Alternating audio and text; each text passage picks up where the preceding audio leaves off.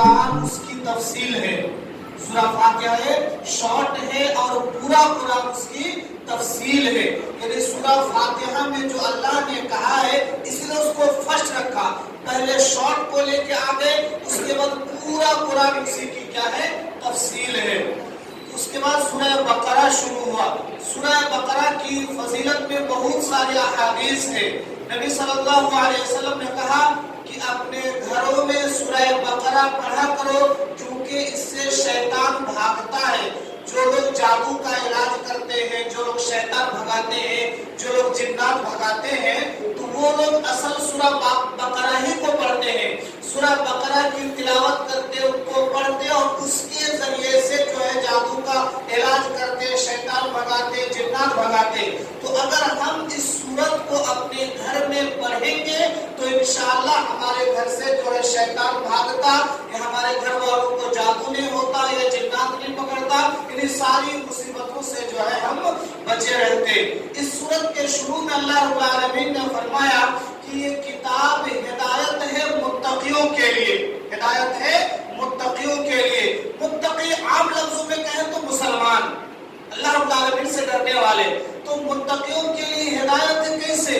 اس کو پڑھیں گے، سمجھیں گے تب. یہ تو کوئی میڈیشن نہیں ہے کہ متقیوں کے لیے ہدایت اور میڈیشن ہے لو کھا لو، ماترے ہے کھا لو متقی تقویٰ آ جاتا، ہدایت آ جاتا. نہیں، بلکہ اس کو پڑھنا پڑتا، اس کو سمجھنا پڑتا، اس کے مطابق عمل کرنا پڑتا، تب جا کے متقیوں کے لیے ہدایت ہوتا. تو کہا کہ متقیوں کی کچھ صفات بتائے. متقیوں کی پہلی صفت یہ بتایا کہ متقی یہ غیب کی باتوں پر ایمان رکھتے ہیں. غیب کی باتیں اللہ رب العالمین ہمارے لیے غیب میں ہے. آخرت کا دن غیب ہے، جنت غیب ہے، جہنم غیب ہے. خود نبی صلی اللہ علیہ وسلم ہمارے لیے غیب ہے. صحابہ دیکھے، ہم تو نہیں دیکھے، ہمارے لیے نبی صلی اللہ علیہ وسلم بھی غیب ہے. فرشتے غیب ہے. ان تمام چیزوں کو ہم نے نہیں دیکھا، لیکن ہم ایمان رکھتے ہیں کہ یہ ہے، ایمان رکھتے ہیں. اللہ نے کہا، نبی صلی اللہ علیہ وسلم نے فرمایا تو ہے. اور ایمان صرف خیالی ایمان نہیں، بلکہ یقین اور مضبوطی کے ساتھ. میرے سامنے جو میک ہے، اس کے بارے میں تو ہم کہہ سکتے ہیں کہ ہو سکتا ہم سپنا دیکھ رہے ہیں، وہم ہے، خیال ہے، کہہ سکتے ہیں. لیکن غیب کے بارے میں جو ایمان لانا ہو نہیں، اس میں تو اتنا پکا یقین ہے کہ سامنے کی چیز کو ہم جھٹلا سکتے ہیں لیکن اس کو جھٹلا نہیں سکتے. اتنا پکا ایمان ہونا چاہیے. اسی طرح عذاب قبر کے بارے میں وہ بھی ہمارے لیے غیب ہے. جنات ہمارے لیے غیب ہے، جادو ہمارے لیے غیب ہے. اس نظر آنے والی چیز نہیں ہے، لیکن چونکہ ان سب کے بارے میں اللہ نے بتایا ہے، نبی صلی اللہ علیہ وسلم نے بتایا ہے، تو اس پر ہمارا ایمان ہے. دوسری صفت یہ بتایا کہ نماز قائم کرنا. متقیوں کی صفت کیا ہے کہ نمازوں کی پابندی کرتے ہیں. نمازوں کی وہ پابندی کرتے ہیں. اور یہ پابندی صرف رمضان میں نہیں، یہ پابندی صرف فجر اور افطار میں نہیں، یہ پابندی پانچوں وقت ہمیشہ پابندی کرنا چاہیے. اسلام میں کلمہ پڑھنے کے بعد جب داخل ہو جاتا ہے تو سب سے امپورٹنٹ نماز، سب سے امپورٹنٹ نماز. روزہ کیا ہے؟ دیکھیں، کچھ لوگ بیمار نہیں لگ سکتے، یا سفر میں ہے اللہ نے چھوٹ دیا ہے، مجبوری ہے تو اللہ نے اس کو رخصت دیا ہے. لیکن نماز جب تک اس کا عقل کام کرتا، جب تک اس کا دماغ کام کرتا، اس کو نماز پڑھنا پڑتا. تو اسلام میں سب سے امپورٹنٹ نماز ہے. اس کے بعد اللہ نے متقیوں کی ایک صفت یہ بتایا کہ اللہ رب العالمین نے جو انہیں رزق دے رکھا ہے، ان میں سے وہ اپنی طاقت کے مطابق خرچ کرتے ہیں. اپنی طاقت، اپنی حیثیت کے مطابق خرچ کرتے ہیں. اور یہ خرچ کرنے سے ہمیں اس کا فائدہ دنیا میں بھی ملے گا اور آخرت میں بھی ملے گا. دنیا میں ملے گا، اللہ تعالیٰ ہمارے مال میں برکت دے گا. ایک حدیث میں ہے، نبی صلی اللہ علیہ وسلم نے فرمایا کہ ہر دن 2 فرشتے نازل ہوتے ہیں اسپیشل.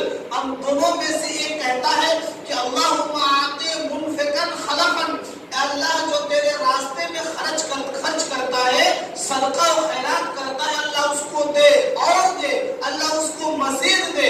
اور دوسرا فرشتہ کہتا ہے اللہم آتی منفقا طلبا بدعا، کہ اللہ جو تیرے راستے میں خرچ نہیں کرتا، جو کنجوسی کرتا، اللہ اس کے مال کو تباہ اب ہمیں سوچنا کس فرشتے کی دعا لینا ہے. ظاہر سی بات ہے سب چاہیں گے برکت کی دعا لینا ہے. تو جب برکت کی دعا لینا ہے تو ہمیں اپنی عادت بنانی چاہیے کہ ہر دن ڈیلی اپنے حیثیت کے مطابق ہماری حیثیت 2 روپے کی 2 روپے کریں گے بس. ہماری حیثیت 5 روپے کی 5 روپے کریں گے. لیکن ڈیلی کچھ نہ کچھ صدقہ و خیرات کرتے رہنا چاہیے. اس سے مصیبتیں بھی ٹلتی ہے. اس کے بعد کہا کہ مومن وہ ہے جو اس کتاب پر بھی ایمان رکھے اور اس سے پہلے جو کتابیں نازل کی گئی اس پر بھی ایمان رکھے. دیکھیے اللہ نے جتنی آسمانی کتابیں نازل کی ہے, جتنے پیغمبر بھیجے ہیں, ان سب پر ہمارا ایمان ہے. جن کا نام معلوم نام کے ساتھ اور جن کا نام نہیں معلوم, اللہ نے جتنی کتابیں بھیجی ہیں ان پر میرا ایمان. اللہ نے جتنے پیغمبر بھیجے ان پر میرا ایمان. اور قرآن پر تفصیل کے ساتھ ایمان. چونکہ قرآن ہمارے سامنے موجود ہے, متقی ہوتے ہیں یہ آخرت کے دن پر ایمان رکھتے ہیں. آخرت کے دن پر ایمان رکھنے کا کیا مطلب؟ یعنی آخرت کی تیاری بھی کرتے ہیں. آخرت کی تیاری بھی کرتے ہیں. ہمیں اگر معلوم ہو کہ ہمارا ایگزام فلانے ڈیٹ کو ہے, فلانے تاریخ کو ہے, تو ہم کیا کریں گے؟ سوئے رہیں گے؟ ہرگز نہیں. اس کے لیے پہلے سے ہم تیاری کریں گے. اگر ہم یہ ہمارا بچہ کمزور ہے تو ٹیوشن لگائیں گے, یا ہم اس کو بولیں گے پڑھ لے بیٹا تیرا ایگزام ہے, پڑھ لے بیٹا ایگزام ہے, ہم اس کی تعمیل کریں گے. تو یہ آخرت ہمارے لیے ایگزام ہے, اس کی ہمیں تیاری کرتے رہنی چاہیے. اس کے بعد اللہ رب العالمین نے اس قرآن کے بارے میں کہا کہ قرآن در حقیقت ایک معجزہ ہے. کیا ہے؟ معجزہ. یعنی اللہ رب العالمین نے جتنے پیغمبروں کو بھیجا ان پیغمبروں کو معجزہ عطا کیے, اور وہ معجزہ اس ٹائم, اس وقت, اس سمے میں جو پایا جاتا تھا اسی حساب سے معجزہ دیے. مثال کے طور پر جب موسیٰ علیہ السلام آئے, اللہ نے جب ان کو نبی بنایا تو اس ٹائم جادو کا بڑا چرچا تھا, جادو بڑا چلتا تھا. تو موسیٰ علیہ السلام کو اللہ جتنے معجزہ دیے, ایک طرح سے دیکھیں گے تو جادو جیسا لگے گا. جیسے لاٹھی والا سانپ بن جانا جادو ہے, ہاتھ کا سفید ہو جانا جادو سے, مطلب بظاہر لگتا ہے کہ یہ جادو ہے. جو اس نے کہ اس زمانے میں جادو کا بڑا رواج تھا. عیسیٰ علیہ السلام آئے, عیسیٰ علیہ السلام کے زمانے میں طب یعنی ڈاکٹری کا, طب یونانی کا بڑا عروج تھا. تو اللہ تعالیٰ نے ان کو جو معجزہ دیا وہ بھی اسی سے ریلیٹڈ, اسی سے ملتا جلتا. موسیٰ علیہ السلام اگر کسی بیماری کے جسم پر ہاتھ پھیرتے تو صحیح ہو جاتا. جو پہلے اندھا پیدا ہوا ہے, نابینا پیدا ہوا ہے, اس کے آنکھ میں سے ہاتھ پھیرتے تو صحیح ہو جاتا. یہ بظاہر کیا ہے؟ طب ہے, ڈاکٹری سے متعلق ہے.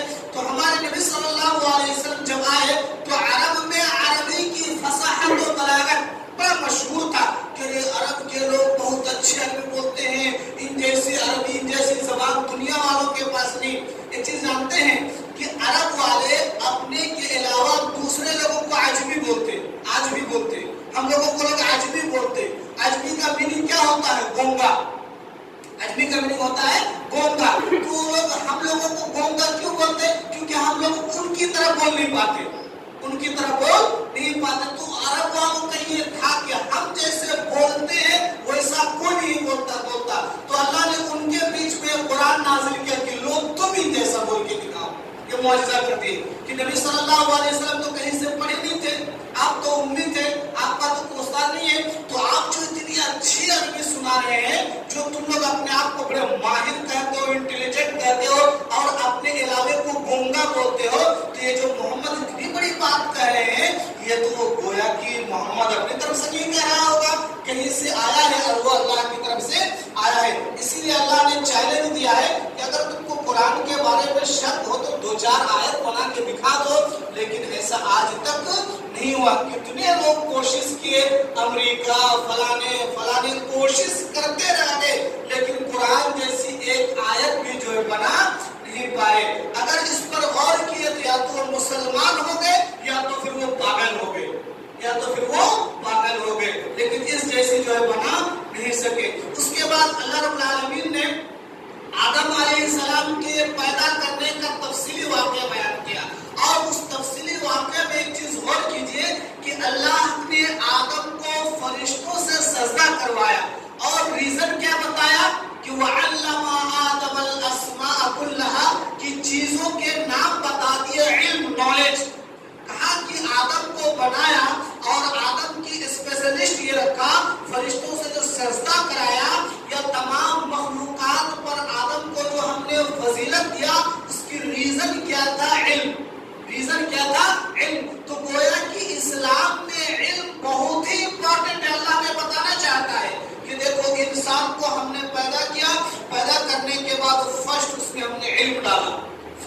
اس میں علم ڈالا. جو بھی بچہ پیدا ہو فرسٹ اس کے علم کے لیے بندوبست کرو, اس کے علم کا انتظام کرو, اس کے علم کا انتظام کرو. اب غور کیجئے کہ عرب میں کون سی برائی نہیں تھی, ساری برائیاں تھی عرب میں. یہ ہم لوگ جو کہتے ہیں اپنے بیانوں میں کہ سب سے ڈینجر گناہ کیا ہے, شرک, اور سب سے بڑی چیز کیا ہے, توحید. لیکن اللہ نے جو فرسٹ وحی دے کر کے بھیجا اس میں شرک کے بارے میں نہیں تھا, توحید کے بارے میں نہیں تھا, علم کے بارے میں تھا. کیوں؟ اس لیے کہ علم یہ بہت امپورٹنٹ ہے. علم آئے گا تو شرک اپنے آپ دور ہو جائے گا. ہمارے بہت سے گھرانوں میں اہل الحدیث کی بات کر رہا ہوں, بہت سے گھرانے میں شرک کے اعمال پائے جاتے ہیں. ہم لوگ جانتے ہیں, دیکھتے ہیں کفری اعمال پائے جاتے ہیں, حالانکہ وہ شرک سمجھ کے نہیں کرتے, غلطی سے, علم نہ ہونے کی وجہ سے, جانکاری نہ ہونے کی وجہ سے. تو اگر علم ہمارے پاس رہے گا تو ایسی صورت میں ہم اس سے بچ سکیں گے. تو بہرحال اللہ نے فرسٹ آدم کو پیدا کیا اور جو بنیادی چیز اس میں رکھا وہ علم, اور یہ اشارہ کیا کہ علم یہ ضروری ہے, کمپلسری ہے. اسی لیے تو نبی صلی اللہ علیہ وسلم نے فرمایا کہ طلب العلم فریضۃ علی کل مسلم, کہ علم کا حاصل کرنا ہر مسلمان پر فرض ہے. آپ اللہ سے کہہ نہیں سکتے کہ اللہ ہم کو اس کے بارے میں معلوم نہیں تھا, نماز کی دعائیں ہم کو یاد نہیں تھی, جنازے کی دعائیں یاد نہیں تھا, فرض غسل کرنے کا طریقہ معلوم نہیں تھا, بول نہیں سکتے, کیونکہ آپ کے اوپر فرض ہے, ضروری ہے, کمپلسری ہے. اللہ آپ سے پوچھے گا کہ تم نے کیوں نہیں سیکھا, نماز کی دعائیں تم کو کیسے نہیں یاد ہوا, دنیا کی بہت ساری چیزیں یاد ہو گئی, تم کیسے اتنے بڑے ہو گئے, بوڑھے ہو گئے, فرض غسل کرنے کا طریقہ تم کو نہیں آیا, تم کو جنازے کی دعا یاد نہیں, ایسے کیسے تم نے یاد کیا. اللہ پوچھتا ہم سے, تو یہ بہت ضروری چیز ہے. اسی لیے تمام لوگوں کو, بالخصوص نوجوانوں کو اس طرف خاص توجہ دینی چاہیے, علم حاصل کرنے کی طرف خاص توجہ دینی چاہیے. اور علم حاصل کرنے کا کوئی عمر نہیں ہے. صحابہ اکرام 40 سال میں مسلمان ہو رہے, 50 سال میں مسلمان ہو رہے, 55 سال میں مسلمان ہو رہے, اور جب مسلمان ہو رہے اسی وقت نبی صلی اللہ علیہ وسلم کے پاس آتے ہیں سیکھنے کے لیے. اللہ کے نبی اس کی دعا کیا ہے, اللہ کے نبی یہ کیسے کرتا, اللہ کے نبی وہ کیسے ہوتا, یہی علم ہے, یہی علم ہے. الحمدللہ آج ہمارے پاس مساجد میں ائمہ ہے, خاص کر رمضان میں تو اکثر مسجد میں دو ڈبل ہو جاتے ہیں. تو ہم اس میں اور تھوڑا سا شوق دکھائیں, تھوڑا سا رغبت دکھائیں, آئے, پوچھیں, علم حاصل کریں, جانیں, یہ بہت ضروری چیز ہے. اس کے بعد اللہ رب العالمین نے سورہ بقرہ کا جو نام ہے بقرہ رکھنے کی وجہ بیان کیا. بقرہ کا میننگ کیا ہوتا ہے, گائے یا بیل, گائے یا بیل. اس میں ایک زبردست قصہ ہے, وہ یہ ہے کہ موسیٰ علیہ السلام کے پاس یہ جو تفصیلی واقعہ ہے قرآن میں نہیں, یہ تاریخی روایتوں میں ہے. تفصیلی واقعہ یہ ہے کہ بنو اسرائیل میں ایک شخص تھا, بڑا مالدار تھا, اور اس کی ایک بہت ہی خوبصورت بیٹی تھی.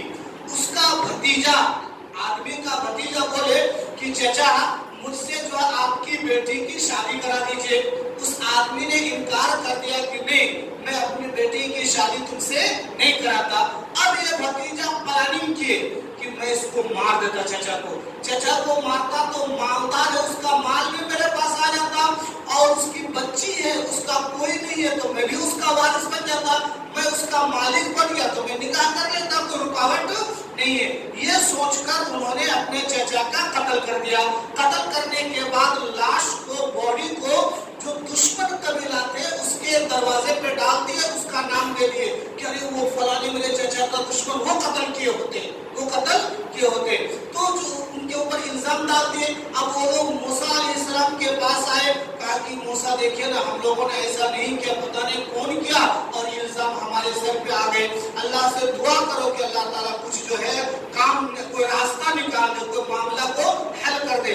اللہ نے حکم دیا کہ چلو گائے ذبح کرو. ان اللہ یامرکم ان تذبحوا بقرہ, فجر کی پہلی رکعت میں ہم لوگوں نے سنا بھی, گائے ذبح کرو. تو لوگوں نے کہا کہ کیا موسیٰ مذاق کر رہے ہو کیا ہمارے ساتھ؟ تو کہا کہ اعوذ باللہ ان اکون من الجاہلین. کہا کہ نہ بھائی, میں مذاق نہیں کر رہا ہوں. اس سے ایک مسئلہ ہمیں یہ ملا کہ دینی معاملات میں مذاق بھی کرنا چاہیے. دینی معاملات میں ہمیں مذاق میں سیریس ہونا چاہیے. دینی معاملات میں ٹھیک ہے, دنیاوی معاملات میں کبھی کبھار مذاق کر لیے, لیکن جو دین کی بات آئے, شریعت کی بات آئے, اللہ کی بات آئے, رسول کی بات آئے, تو اس میں مذاق بالکل نہیں.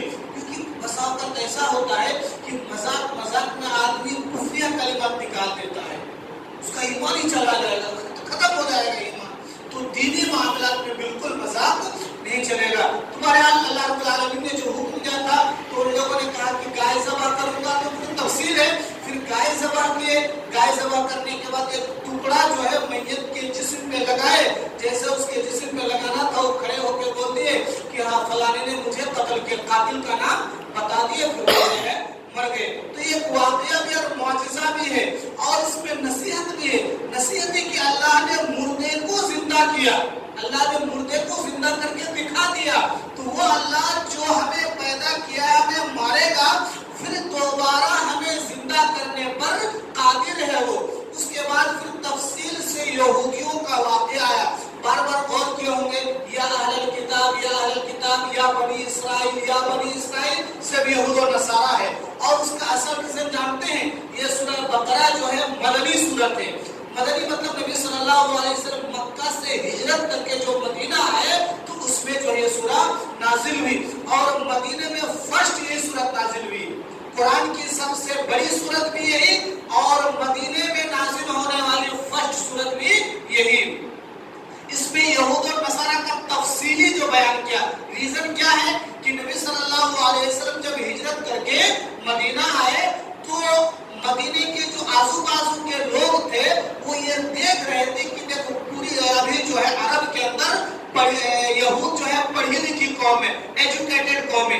آج بھی یہود دنیا میں ایجوکیٹڈ قوم ہے، ان کی تعداد کم لیکن سب سے زیادہ ایجوکیٹڈ وہی لوگ ہیں، تعلیم یافتہ وہی لوگ ہیں۔ تو لوگ دیکھتے تھے کہ یہود جو ہے ایجوکیٹڈ قوم ہے، تعلیم یافتہ قوم ہے، یہ لوگ اگر نبی پر ایمان لاتے تو مطلب نبی پر حق ہے، ہم لوگ بھی ایمان لے آئیں گے۔ بہت سے لوگ یہ امید میں تھے، لیکن یہودی لوگ دیکھیں کہ وہ نبی تو ہے، سمجھ گئے کہ نبی کی ساری صفات ان کے اندر موجود ہے، لیکن ایمان نہیں لائے۔ کیوں؟ حسد کی وجہ سے کہ یہ محمد جو نبی ہے یہ ہمارے خاندان سے کیوں نہیں ہوا، یہ ہمارے قوم سے کیوں نہیں ہوا، یہ دوسرے خاندان دوسرے قوم سے کیوں ہو گیا۔ صرف اس حسد اور اس جلن کی وجہ سے جو ہے وہ نبی صلی اللہ علیہ وسلم کو نبی ماننے سے انکار کیا، اور اپنے آپ کو بڑا کہنے لگے، ارے ہم تو اسحاق کے اولاد علیہ السلام، ہم تو ابراہیم کے اولاد ہیں، ہم تو وہ ہیں، ہم تو یہ ہیں۔ تو اللہ نے اس کا پورا پول کھول دیا، اچھا تم ہی ہو نا جو پیغمبروں کا قتل کیے ہو، تم ہی ہو نا جو اللہ رب العالمین کے سامنے حجت کیے تھے موسیٰ علیہ السلام کے پاس جا کر طور پہاڑ پہ، تم ہی ہو نا جو ہے تمہارے ساتھ جو ایسا ایسا ہوا ہے۔ پورا ان کا پول کھولا، ان کے بارے میں پورا تفصیل بتایا، تب جا کے ان کا منہ بند ہوا۔ ورنہ شروع میں جب ہجرت کر کے آئے تھے مدینہ تو بڑا لوگ سینہ تان کے چلتے تھے، بڑے اپنے آپ کو سب کچھ سمجھتے تھے، لیکن جب ان کا پول کھول دیا، جب ان کی ساری چیزیں بیان کر تو ان کی بولتی بند، ابا یہ تو ہمارے بارے میں سب بتا دیے، یہ تو ہماری نس تک پہنچ گئے، ہمارے رگ تک پہنچ گئے، تب جا کے وہ لوگ جو ہے خاموش ہے۔ پھر ان میں سے تھوڑے لوگ ایمان لائے اور تھوڑے لوگ جو ہے گمراہی پر رہ گئے۔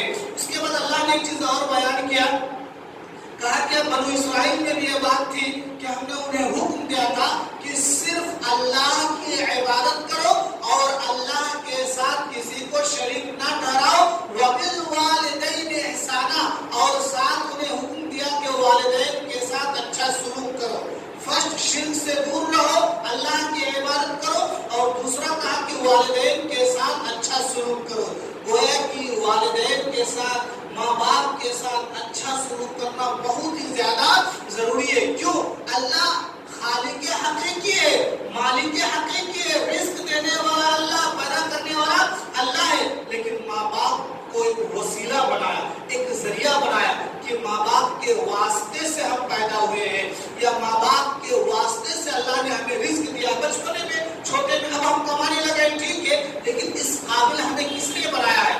اللہ نے ماں باپ کے ذریعے سے بنایا۔ تو اللہ حقیقی بنانے والا ہے، لیکن ذریعہ ماں باپ کو بنایا۔ تو جس طریقے سے ہم اللہ کی عبادت کریں، اللہ کے ساتھ کسی کو شریک نہ کریں، وہی ضروری ہے کہ ہم ماں باپ کا بھی خیال رکھیں، ان کا ادب کریں، ان کی تعظیم کریں، ان کو اف تک نہ کہیں، ان کو تکلیف نہ دیں۔ اگر وہ بوڑھے ہو گئے ہیں تو ان کے کھان پان کا انتظام کریں، ان کے دوا کا انتظام کریں، جو چیز کی ضرورت ہو ان کے لیے ہم پورا انتظام کریں۔ کریں۔ اللہ رب العالمین سے دعا ہے اللہ تعالی ہم تمام لوگوں کو قرآن و حدیث کے مطابق عمل کرنے کی توفیق عطا فرمائے، آمین۔ اقول قولی ھذا واستغفر اللہ لی ولکم ولسائر المسلمین۔